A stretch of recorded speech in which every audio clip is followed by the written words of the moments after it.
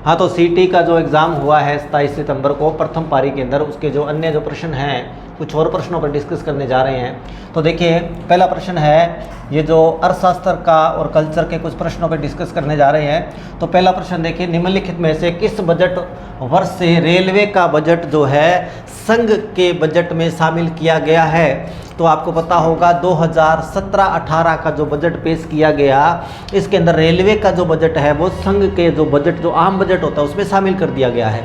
इसके बाद देखिए अगला प्रश्न है, जिस दर से भारतीय रिजर्व बैंक वाणिज्यिक बैंकों को धन उधार देता है उसे क्या कहते हैं? तो इसका सही उत्तर होगा बी, यानी रेपो रेट कहते हैं। इसके बाद देखिए अगला प्रश्न है, बजट 2024-25 की घोषणा के अनुसार राजकीय घाटा वर्ष 2024-25 में सकल घरेलू उत्पाद कितना रहने का अनुमान है? तो 4.9, यानी बी ऑप्शन सही होगा।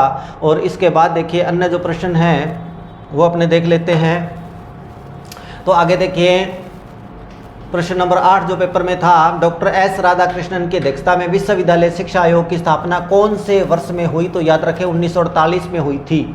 इसके बाद देखिए अगला जो प्रश्न है इस पर डिस्कस करते हैं, और इसमें कथन दिए गए हैं कि भारत की स्वतंत्रता के बाद रियासतों के कई शासक संविधान सभा में जुड़ने के विरुद्ध थे। ये बात सही है एकदम, बहुत से शासक थे जो अपने अलग देश रखना चाहते थे। और शाही रजवाड़ों की इस अनुक्रिया का अर्थ था कि स्वतंत्रता के बाद एक बड़ी संभावना थी कि भारत कई छोटे देश में बढ़ जाता। ये भी सही है, अगर ये भारत को अपने शामिल नहीं करते अपनी रियासतों को भारत में, तो एक अलग से छोटे छोटे देशों में भारत बढ़ जाता। तो देखिए सी ऑप्शन सही होगा, कथन 1 और 2 दोनों ही सही हैं। तो इसके बाद देखिए और जो प्रश्न है हम देखते हैं। इसके बाद देखिए प्रश्न नंबर 18 नंबर प्रश्न जो पेपर में था, निम्नलिखित में से कौन सा राज्य की शहरिया जनजाति के बारे में सही नहीं है? तो शहरिया जनजाति देखिए भी, ये जो पहला जो ऑप्शन है यही उत्तर सही होगा, ये सही नहीं है। इस जनजाति के मुखिया को तपाड़ा कहा जाता है। तपाड़ा आपको पता होगा ग्रासीय जनजाति का मुखिया जो, तब उसको तपाड़ा कहते हैं। बाकी के जो सारे ऑप्शन है वो सही हैं। इसमें चौहान डोडिया आदि गोत्र होते हैं। शहरिया जो है 12 जिले की शाहबाद किशनगंज तहसील में निवास करते हैं। ये कई देवी देवताओं की पूजा करते हैं, इसलिए बहरू बढ़ानी है, ये सारी बातें सही है। तो इसके बाद देखिए अगला जो प्रश्न है, भारत के निम्नलिखित राज्यों केंद्र शासित प्रदेश को 2011 की जनगणना के आधार पर जनसंख्या घनत्व के अनुसार अवरोही घटते क्रम में लिखना है। तो देखिए घटते क्रम के अंदर डी ऑप्शन सही होगा, CDBA, यानी दिल्ली, उसके बाद बिहार, उसके बाद पश्चिम बंगाल और उसके बाद केरल है।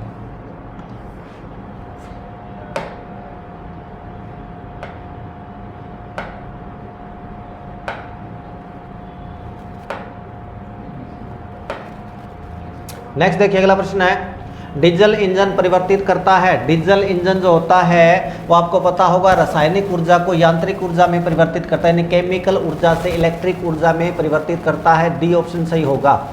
और इसके बाद देखिए आगे कुछ प्रश्न देखते हैं।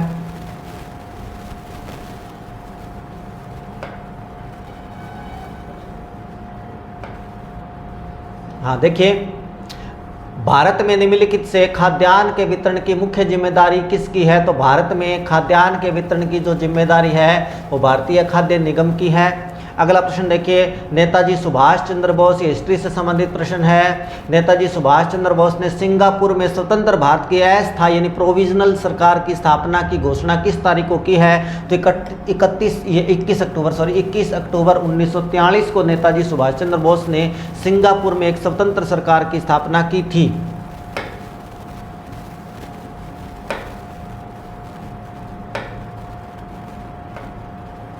इसके बाद देखिए कल्चर से संबंधित ये प्रश्न है, राणे जगपत राम मरासिया किस शासक की मृत्यु पर शोक मनाने के लिए लिखी गई थी? तो महाराजा जगत सिंह जो है, महाराजा जगत सिंह की मृत्यु पर जो है ये ग्रंथ जो है वो लिखा गया है। इसके बाद आगे देखिए कल्चर से संबंधित प्रश्न, कुचामणी ख्याल के बारे में कौन सा कथन सही नहीं है? कौन सा कथन सही है? सॉरी, प्रश्न ये है कि कुचामणी ख्याल के बारे में कौन सा कथन सही है? तो देखिए कौन सा कथन, A, C और D। A, C और D जो है यानी डी ऑप्शन होगा। कुचामणी ख्याल के प्रवर्तक लच्छीराम, ये बात A, C और D जो है ये बातें एकदम सही हैं। इसके बाद आगे देखिए, बागड़ की मीरा के नाम से कौन प्रसिद्ध है? तो आपको पता होगा गबरीबाई जो है, गबरीबाई ये बागड़ की मीरा के नाम से प्रसिद्ध है, डूंगरपुर की गबरी देवी।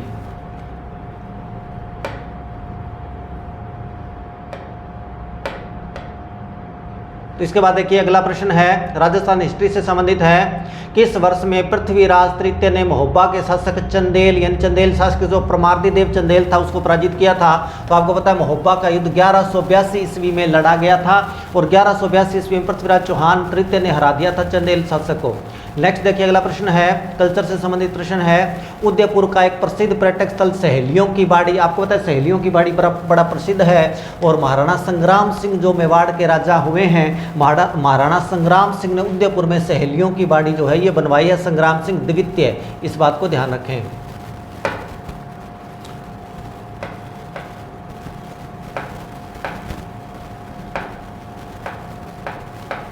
ठीक है सर, इतना ही है।